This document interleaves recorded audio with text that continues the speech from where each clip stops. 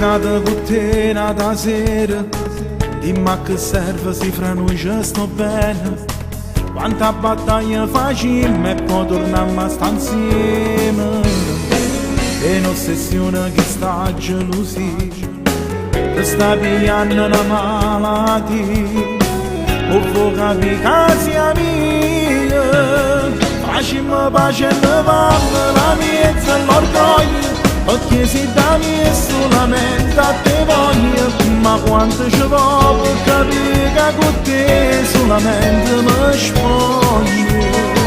Facciamo pace e leviamo la miezza sti cose, perché tutte e due siamo solo una cosa. Volimmoci bene, più bene da ieri, pensiamo a dimani. Per te girassi tutto il mondo a bene, tu camminassi da che sti bene. Se fosse l'acqua da un bicchiere, mi bevessi a te.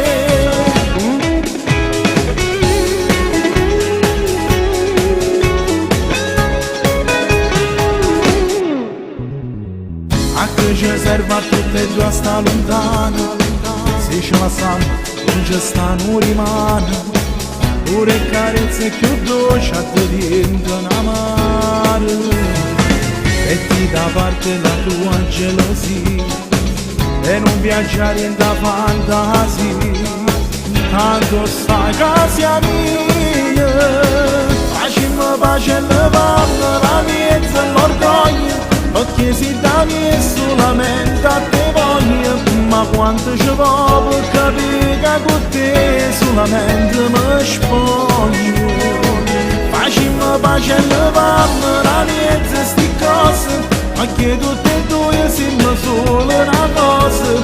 Volimmoci bene, più bene da ieri, pensiamo a dimani. Per te girassi tutto il mondo a bene, tu camminassi da che sti bene. Se fosse l'acqua da un bicchiere, mi bevessi a te.